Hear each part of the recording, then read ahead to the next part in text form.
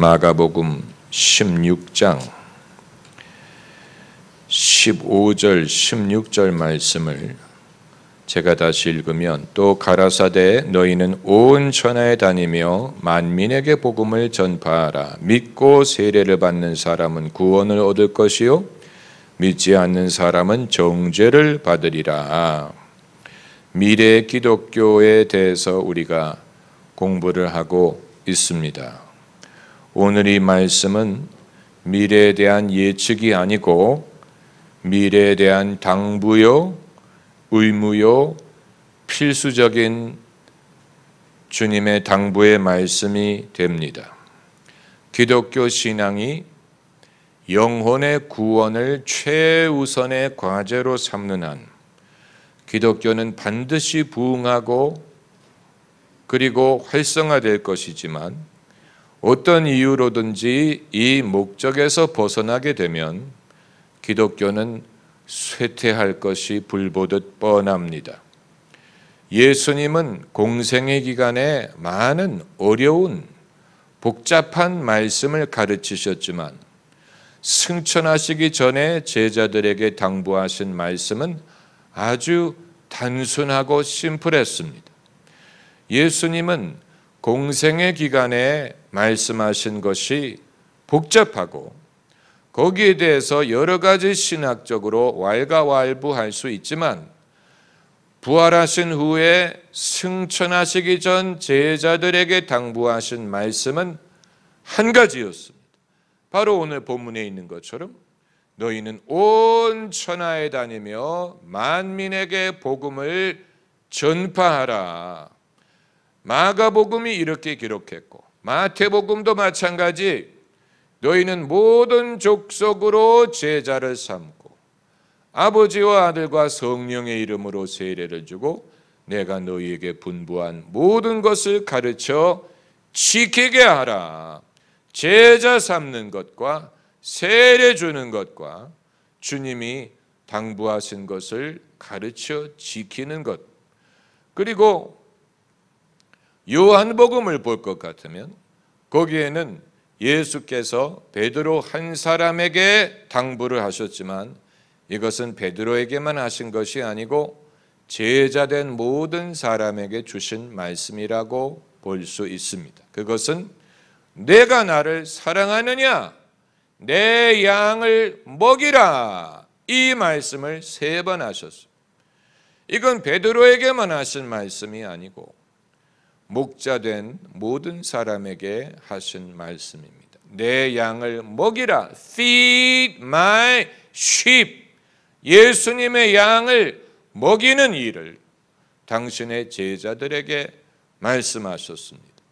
그리고 우리가 잘 아는 사도행전 1장 8절의 말씀, 그것은 누가가 누가복음도 쓰고 사도행전도 썼기 때문에 어떻게 보면 누가복음의 마지막에 넣을 수도 있는 말씀을 사도행전 1장에 넣은 것으로 이것은 서로 이어지는 사건이 됩니다.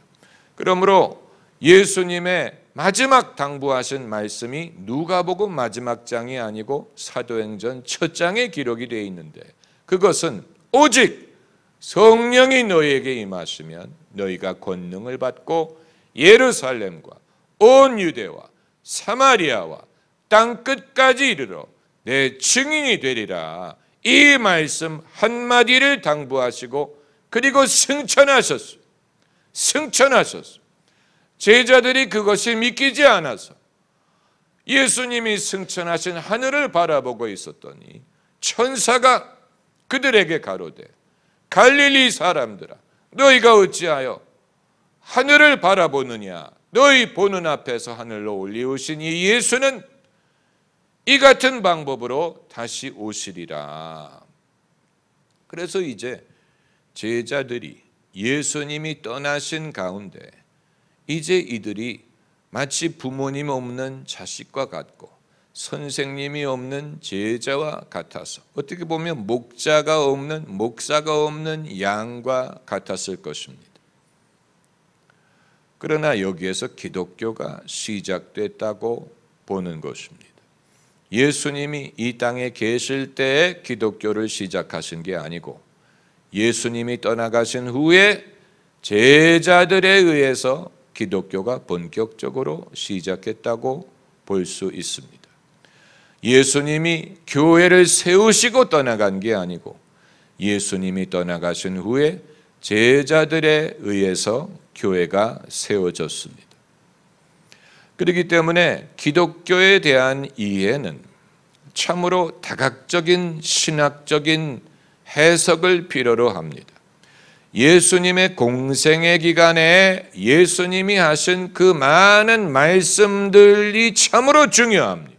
참으로 중요한 천국의 가르침, 지난 금요일 날 말씀드렸던 것처럼 천국의 가르침을 우리가 결코 무시할 수 없고 예수님이 말씀하신 천국이 임한다는 것, 나라가 임하기를 기도하는 것, 하나님의 나라가 이루어지는 것이 과연 무엇을 뜻하는 것이고 어떻게 그것이 이루어질까?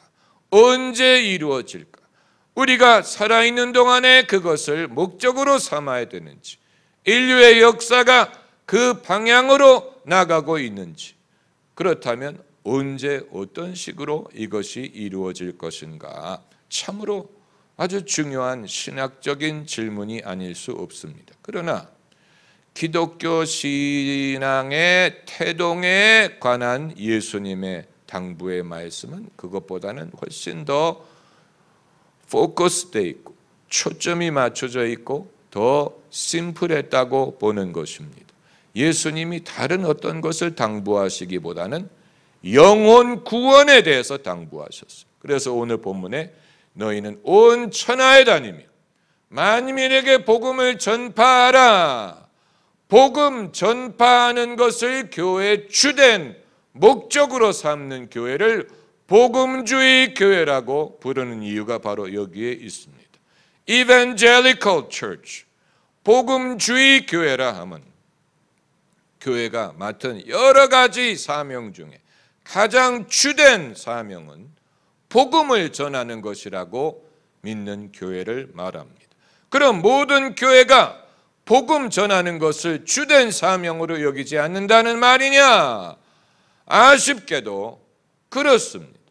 복음주의가 아닌 교회들도 이 세상에 많이 있습니다.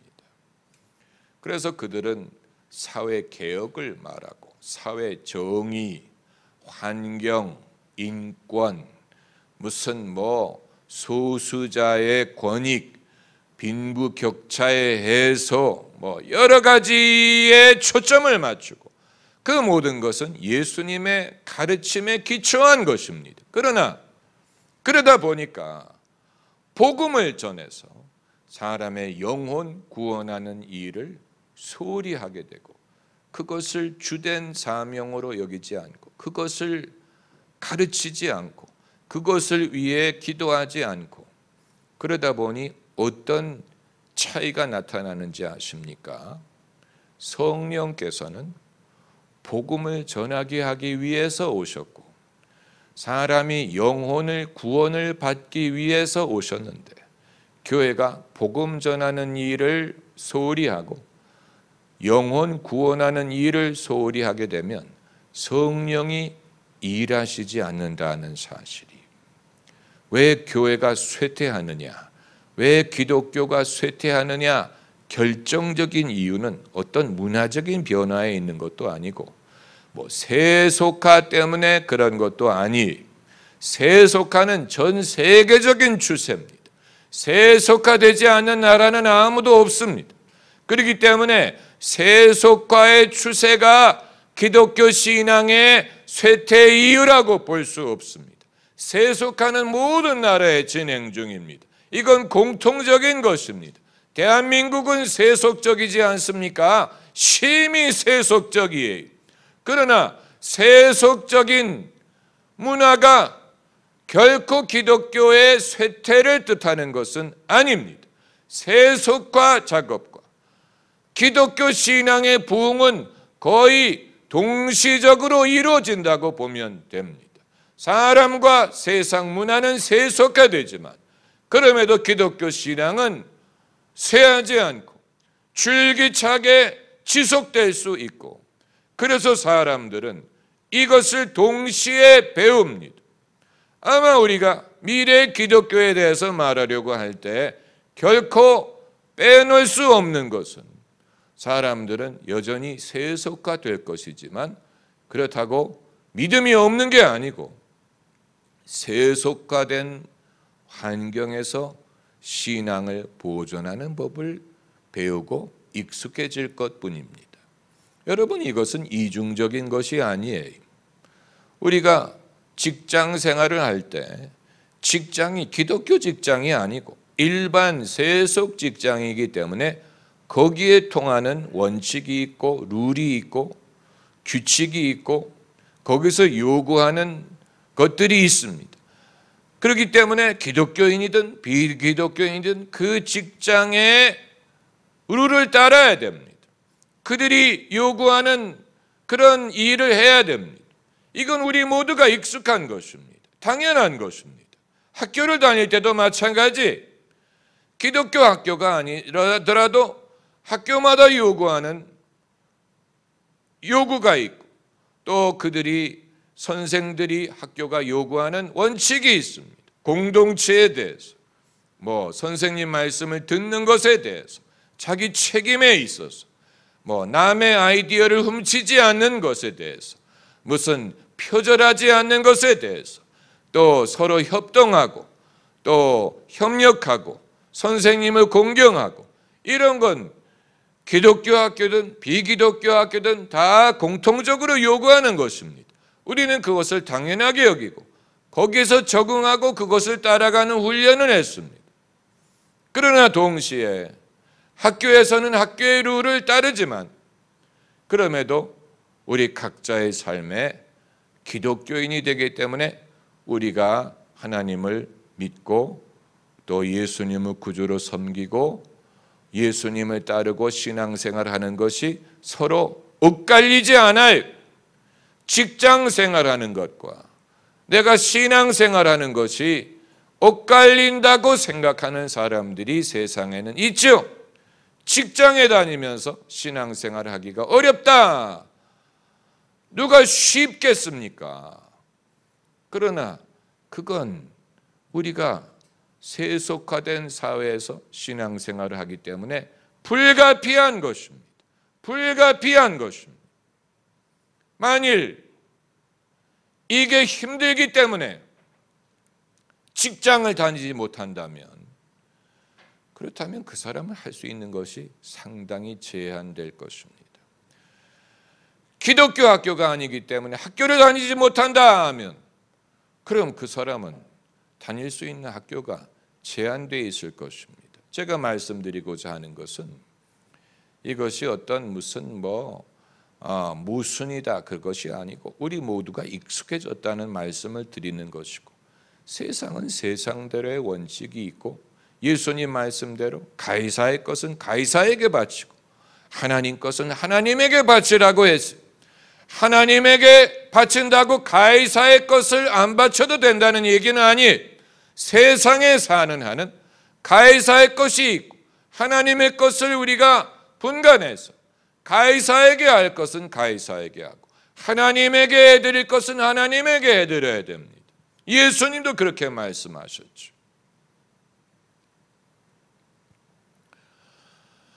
그럼에도 불구하고 미래의 기독교가 아무리 세월이 흐르던 간에 한 가지 변하지 않는 원칙이 바로 본문에 있습니다. 기독교가 사람의 영혼 구원하는 것에 최우선순위를 두는 한 그 기독교는 예수님의 뜻에 부합하고, 그리고 그 신앙이 살아있고 운동력이 있고 성령의 감동과 능력을 경험하게 될 것이고, 만일 이 당부의 말씀에서 떠나가게 되면, 그러면 자연스럽게 성령의 능력이 줄어들고 그 믿음이 뜨거움과 열정이 식고, 그리고 그 믿음은 힘을 잃어버리게 될 것입니다. 아주 중요한 것입니다. 그래서 이 온 천하에 다니며 만민에게 복음을 전하는 목적이 무엇입니까? 구원을 얻게 하기 위한 것입니다. 믿고 세례를 받는 사람은 구원을 얻을 것이요, 영혼 구원, 구령, saving of souls.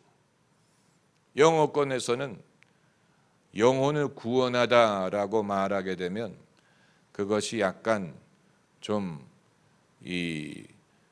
진부한 그런 표현이 돼서 농담을 할 때나 그런 말을 쓸 때가 많습니다. 영혼을 구원한다 이런 말은 농담을 할 때나 쓰지 진지하게 그 말을 쓰는 사람들은 별로 없지만, 그러나 예수님의 말씀은 변하지 않습니다. 믿고 세례를 받는 자는 구원을 받을 것이요, 믿지 않는 자는 어떻게 되리라? 정죄를 받으리라. 정죄를 받으리라고 했어요. 지옥에 간다고 예수님이 말씀하시지 않은 게 다행이에요. 정죄를 받으리라고 했어요. 정죄를 받는다는 말이 무슨 뜻인가 하는 것은 그건 신학적인 질문이고, 정죄를 받은 결과로 어떻게 되느냐 하는 것은 하나님에게 달렸습니다. 그러나 정죄의 반대는 구원을 받으리라. 다시 말하면 그리스도 예수 안에 있는 자에게는 결코 무엇이 없느니라? 정죄함이 없느니라. 정죄함이 없어. 지금도 없고 이후에도 없습니다. 할렐루야. 지금도 없고 이후에도 없어요. 이후에 없다면 지금도 없어. 지금 없다면 이후에도 없습니다. 지금은 있는데 나중에 없는 게 아니고, 지금은 없어도 나중에 있을 수 있는 게 아니고, 정죄함이 없다면 지금도 없고 나중에도 없어. 당연히 나중에 없는 게 더 중요하겠죠. 심판 자리에 갔을 때 정죄함이 없는 게 더 중요하겠죠. 그러나 그때 정죄함이 없을 사람은 지금도 없어. 주님은 어제나 오늘이라 영원토록 동일하시기 때문에 지금은 정죄하시고 나중에 구원하시는 것이 아니고, 그리스도 예수 안에 있는 자는, 그 말은 구원을 받은 사람은, 하나님의 자녀가 된 사람은 하나님의 자녀가 된 권세를 얻었기 때문에 하나님의 자녀가 되었는데 동시에 정죄를 받는 것은 아닙니다. 영혼 구원. 아마 서양 사람들은 우리는 이미 구원을 받았다라고 생각하기 때문에 영혼 구원이 더 이상 중요하지 않다고 생각을 했던 것 같습니다. 이미 기독교 문명을 이루었다라고 생각을 하고, 이미 국가의 종교가 기독교다라고 생각을 했기 때문에, 이미 기독교인인데 더 복음 전할 일이 있겠느냐라고 생각한 것이 맹점, 그들의 생각의 맹점이었을 거예요. 그러나 실제로 들여다보면 문화적으로는 기독교이지만 그렇다고 모든 사람들이 거듭난 건 아니었어요.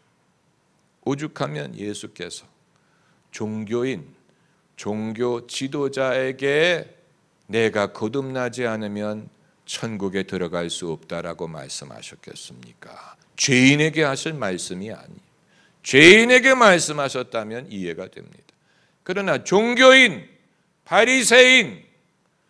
바리새인의 지도자에게, 니고데모에게, 이미 종교적인 사람,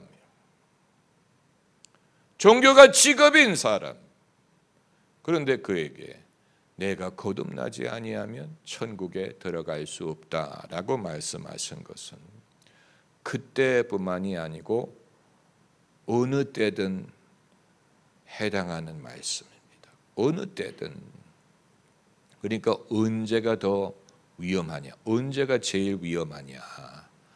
이제 우리는 기독교 국가가 되었다라고 자부할 때가 위험합니다. 이제 우리는 복음화를 이루었다라고 생각할 때가 위험합니다. 이제 우리는 다 예수 믿는 가족이 되었다라고 자부할 때가 사실은 위험합니다. 당연히 모든 식구들이 믿어야 되지만, 그러나 영적인 위험, 시험, 영적인 도전은 항상 있을 수 있기 때문에 우리는 늘 깨어 있어야 되고, 경성하는 마음으로, 겸손한 마음으로 누구든지 넘어질 수 있고, 우리가 깨어 있고 파수꾼이 되고 영혼을 지키는 파수꾼의 역할을 해야지. 그게 아니고 이제는 공식적으로 기독교화가 됐다, 공식적으로 기독교 국가를 이루었다, 그렇게 말할 수 있는 시점은 오지 않을 것입니다. 오지 않을 것입니다. 왜냐하면 부모는 믿었을지라도 그 자식까지 믿게 되리라는 보장은 없어요. 그 자식의 세대에 가면 다시 가르쳐야 돼요. 다시 거듭나야 돼요. 그 후손들의 세대에 가면 다시 믿음을 가르쳐야 됩니다. 그런데 그걸 하지 못하면 할아버지가 지은 예배당이 손자 손녀의 시대에 팔려가지고 그것이 나이클럽이 될 수도 있습니다. 할아버지 할머니가 지은 예배당입니다. 할아버지 할머니의 세대에는 그 예배당이 가득 찼었는데 손자 손녀의 시대에는 텅텅 빌 수 있습니다. 그 비극적인 것입니다. 우리는 아직 기독교 역사가 길지 않기 때문에 그런 것을 경험하지 못하지만, 외국에는 이미 20세기 중반에 그 결론을 내렸다고 합니다. 이미 20세기 중반에 우리는 더 이상 기독교 문화가 아니다라고 결론을 내렸다는, 우리는 그게 최근의 일이었다고 생각을 했는데 1950년, 60년대에 이미 서양의 교회는 그런 결론을 내렸다는, 기독교가 더 이상 대세가 아니라는 사실, 이 문화가 더 이상 기독교적이지 않다는 사실, 사람들이 신앙을 떠나고 있다는 사실. 그런데 그게 떠난다고 보면 안 되고, 그것이 재충전되지 않고 지속되지 않는다고 봐야지, 믿던 사람이 떠나간다고 볼 수는 없습니다. 그건 아니라고 봅니다. 믿던 사람은 믿음 안에 거하고 있는데 그것이 새로운 세대에 전달되지 않고 그 신앙의 열정이나 신앙의 진실이 더 이상 전달되지 않는 데에 문제가 있다고 보는 것입니다. 그렇기 때문에 사회학적으로나 무슨 다른 면으로 복잡하게 생각할 필요가 없고, 예수님은 복잡하게 말씀하지 않으셨어요. 오늘 본문 그대로입니다. 또 가라사대 온 천하에, 너희는 온 천하에 다니며 만민에게 복음을 전파하라. 제가 아는 어느 권사님은 이제 당신이 몇 대째 믿은 분이고 교회에서 늘 봉사하는 분이고, 그렇기 때문에 설교자들이 늘 하는 말에 대해서 약간 비판적인 관점을 갖고 계셨어요. 저에게 그 말을 하신 적이 있습니다. 왜 목사들은 늘 믿으라고 말하느냐, 왜 항상 믿으라고 권면하느냐, 이미 믿고 있는데 이미 믿는 사람들에게 왜 믿으라고 권하느냐, 이것이 그분의 비판이었어요. 어떻게 보면 맞는 얘기예요. 이미 믿는 사람, 믿고자 하는 사람에게 이미 하고 있는 일을 당부하는 것은 불필요하게 느낄 수 있죠.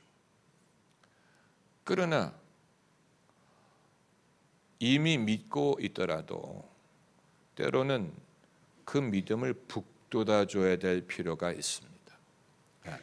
믿는 것이 옳다는 것을 확인해 줄 필요가 있습니다. 그 믿음이 헛되지 않다, 그 믿음은 반드시 그 결과를 얻을 것이다. 힘을 내라. 낙심하지 말라. 믿음에 더 열심을 가져라. 이런 식의 권면은 우리 모두가 필요합니다. 그렇지 않습니까? 여러분도 그 권면이 필요하고 저도 그런 권면이 필요하죠. 이미 믿는다고 믿을 만한 이유가 충분히 있지. 그럼에도 사람이기 때문에 늘 흔들립니다. 늘 바람이 불고 늘 의심이 올 때가 있고 믿음이 흔들립니다. 과연 내가 믿는 것이 잘하는 일인가? 과연 결과가 있을 것인가? 과연 내가 믿을 만한 이유가 있는가? 늘 사람들은 흔들립니다. 그렇기 때문에 권면할 필요가 있는 것입니다. 항상 권면할 필요가 있습니다. 여러분이 성도들이 모일 때, 가족들이 모일 때, 셀이 모일 때, 학생들과 모일 때 당연하게 생각하지 말고 불필요한 잔소리라고 생각하지 마시고 그 믿음을 북돋아 주셔야 됩니다. 잘 믿으셨습니다. 그 믿음이 헛되지 않습니다. 더 힘을 내십시오. 용기를 내십시오. 북돋아 줘야 됩니다. 이것이 권면이 다른 권면이 아니에요. 이 믿음 더욱 굳세라. 믿음이 있는데 더 굳세기를 권면하는 것입니다. 왜냐하면 그러지 않으면 의심의 바람이 불어옴, 의심의 바람, 또 염려의 바람, 또 뭐 세상의 유혹, 또 불신의 말, 살다 보면 사실 하나님의 입에서 나오는 말씀이 아니면 대부분 사람의 입에서 나오는 말은 믿음에 도움을 주지 않는 말일 경우가 많아요. 늘 이런저런 말, 사람의 입에서 나오는 말 중에 정말 믿음에 도움이 되는 말이 별로 없을 때가 많아요. 그렇기 때문에 예수님 말씀이 하나님의 입으로 나오는 모든 말씀으로 살리라. 하나님의 입에서 나오는 말씀, 하나님의 입에서 나오는 말씀, 그리고 우리가 서로 하는 말도 사도 바울이 말했지요. 하나님의 말씀을 하는 것 같이 하라. 한번 따라해 보세요. 하나님의 말씀을 하는 것 같이 하라. 어떻게 사람이 하나님의 말씀을 하는 것 같이 하라는 말입니까? 바울의 명령이 우리가 서로에게 말을 할 때 그게 사실 쉬운 일은 아닙니다. 어떻게 하나님의 말씀을, 그러나 목사가 당연히 하나님의 말씀을 하는 것처럼 성도에게 하듯이 사실 집에 가서 가족들에게도 그렇게 해야 됩니다. 가족들에게도 그렇게 해야 되고 거리에서 마주치는 사람에게도 그렇게 해야 되죠. 그게 쉽지가 않죠. 여러분은 어떻게 하십니까? 우리의 말 그리고 이제 예수께서 덧붙이신 말씀이 믿는 자들에게는 이런 표적이 따르리니, 표적이란 말씀을 쓰셨어요. 표적, 사인이란 말입니다. 표적은 기적을 위한 기적이 아니에요. 여기에 믿는 자에게 따르는 표적의 목적을 우리가 봐야 됩니다. 이 모든 표적은 영혼 구원을 위한 것입니다. 복음 전함을 돕기 위한 것입니다. 기적을 위한 기적이 아니에요. 병 고침을 위한 병 고침이 아니에요.